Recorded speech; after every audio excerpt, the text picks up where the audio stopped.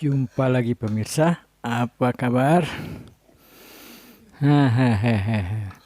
Nah, seperti yang Anda lihat di video ini, topiknya sekarang adalah kelanjutan dari cara menyajikan makan. Nah, kalau dulu kan makan malam. Nah, sekarang ini boleh dikata umum ya, umum. Umum baik makan malam, sarapan pagi, atau makan siang, terserah ya. Jadi, seperti yang Anda lihat, ini di meja ini itu hanya ada piring dan gelas, ya. Tidak ada barang lain. Dulu waktu awal-awal saya suka naro di sini ada bacaan, ada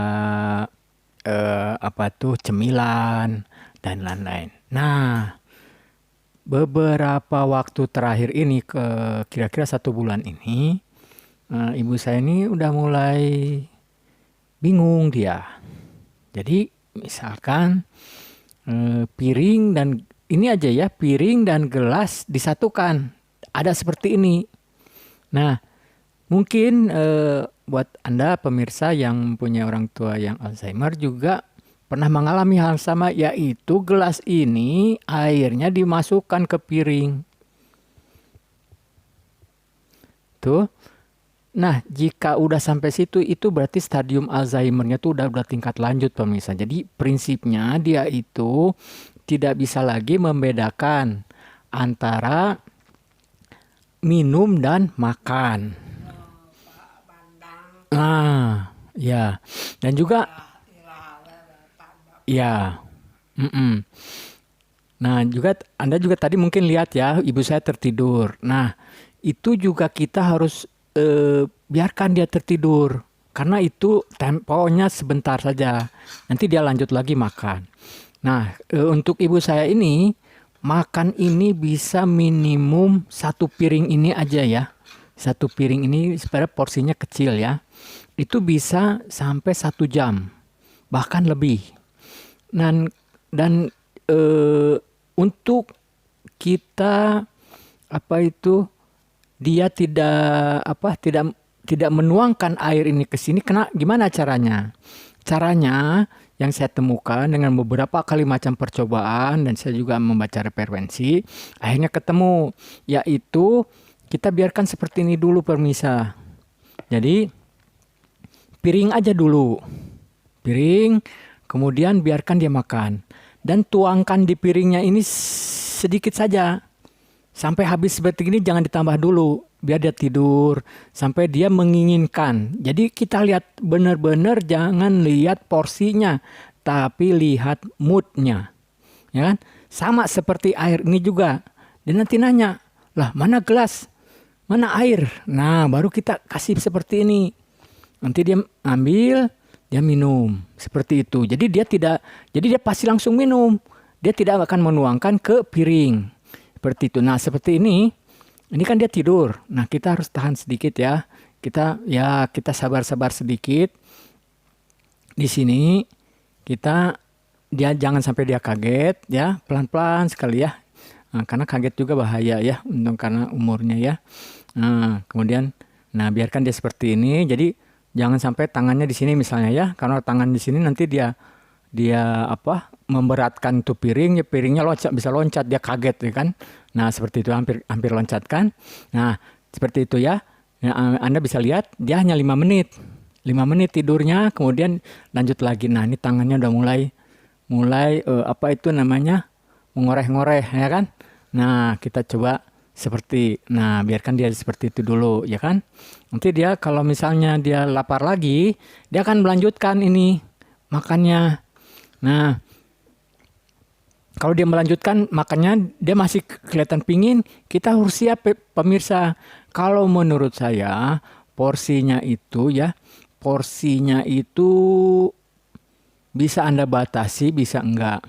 Tapi saya melihat pemirsa, kalau dibatasi, moodnya ini yang masalah. Jadi akhirnya, ini seperti dari pagi nih, dia nggak mau makan. terus terang. Dari pagi nggak mau makan, ini jam jam 7 malam, dia baru mandi dan kelihatan dia udah cari nasi, sebenarnya seperti itu. Baru saya kasih, ini porsi sebenarnya pagi dan sore. Jadi porsi pagi dia udah makan, pagi sore dia udah makan, malah saya sediakan lagi nih, masih ada nih. Ini kalau dia masih mau. Jadi kita kasih lagi nanti, begitu dia nyari-nyari kasih lagi sedikit, ya kan seperti ini. Nah, bagaimana supaya kalau misalnya berhenti, yang ini jangan sampai dingin. Nah, itu caranya di rice cooker. Rice cooker kan ada kukusannya. Kukusannya ini juga taruh di situ. Jadi ini diusahakan masih segar. Dan ini juga kan andalan saya juga nasi kuning ya. Nasi kuningnya Anda bisa lihat, ini saya campur. Ada parutan toge, ada parutan wortel. Nah, itu kan bisa campur. Saya pernah bikin video juga kan masalah soal nasi kuning. Jadi di nasi kuningnya sendiri udah ada herbal, udah ada minyak jagung, minyak goreng jagung maksudnya ya. Dan ditambah lagi beberapa nutrisi lain. Nah, itu harus disesuaikan dengan hasil labnya. Misalnya hasil labnya seperti apa? Nah, ini sih ibu saya ini misalnya vitamin A-nya, vitamin B-nya, C-nya, D-nya. Kalau D kan berhubungan dengan soal jemur juga ya, soal jemur. Nah, itu juga kita harus sesuaikan dengan itu. Jadi dia itu harus dalam kondisi normal orang tua seperti apa. Nah, itu kita kejar. Satu persatu kita kejar. Nah, demikian juga untuk waktu tidurnya. Untuk waktu tidurnya juga kita kejar. Jadi untuk tidurnya saya juga ada video bagaimana untuk supaya dia bisa bisa tidur. Ini dari pagi ini dia tidur. Pagi itu saya hitung hampir jam 8 jam lebih. Nah, ini setelah makan juga dia tidur lagi. Nah, ini jangan salah pemirsa. Waktu tidur orang dewasa itu antara 7 sampai 8 jam yang normal. Jadi juga jangan terlalu berlebihan juga tidurnya. Kita harus biarkan dia jalan. Nah, setelah jalan juga itu kita kasih kegiatan yang lain, entah baca, entah misalnya mudah-mudahan ada punya hobi yang lain yang membuat dia banyak aktivitas. Supaya kita balance. Saya juga ada video untuk menjaga keseimbangan. Kira-kira gitu pemirsa. Jadi nanti kita lanjut dengan jadi prinsipnya yang saya akan lakukan ini udah spesifik mulai ke Alzheimer-nya. Jadi ini juga cara menjanjikan makan untuk orang tua kita yang mengalami Alzheimer. Jadi contoh yang tadi itu ya, yang gelas dimasukkan ke piring itu. Nah, itu tuh dia mulai.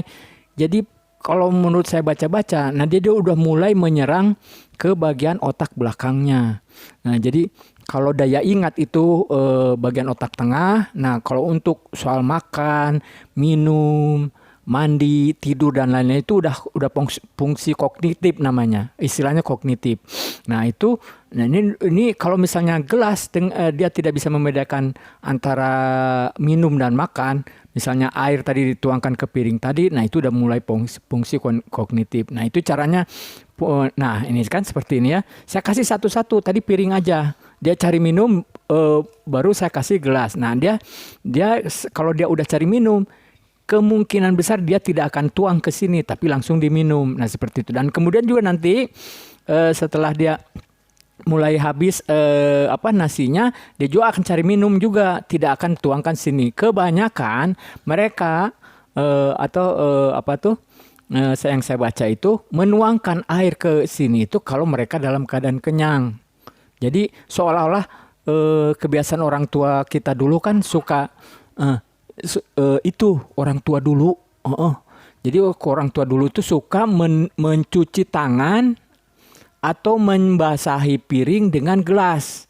Nah, itu tuh jadi moodnya tuh ke situ. Jadi pada saat mereka kenyang, padahal nasinya belum habis, dituangkanlah air ke gelas. Demikian juga sama dengan cemilan, kadang seperti itu. Udah bosan dengan cemilannya, makanan kecilnya, air juga masukin ke gelas. Jadi kita harus di sini apa tuh taktiknya itu adalah lihat moodnya dan kasih satu persatu.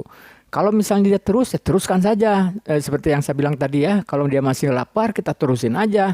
Nggak apa, karena kenapa saya bilang gitu, saya tidak membatasi. Kita sih bisa ngatur ya, kenyang sekian. Nah, Alzheimer-nya saya pernah bilang ya kan di video sebelumnya, bahwa mereka tuh super jujur. Jadi kalau kenyang, jadi cukup. Misalnya, dia cukup makan itu dia akan berhenti. Nah, ini dia udah mulai berhenti nih. Ini berarti kenyang. Nah, kalau kita kan belum tentu, ya kan? Tak enak, walaupun kenyang kita lanjut aja kan. Makanya banyak yang perutnya apa? Iya, anak etat. Nah, ini juga nih. Ini nanti ini nih barusan dia nunjuk ke TV ya. Itu dia bilang anak saha eta. Jadi ini tuh bahasa Sunda ya. Jadi itu maksudnya anak siapa itu.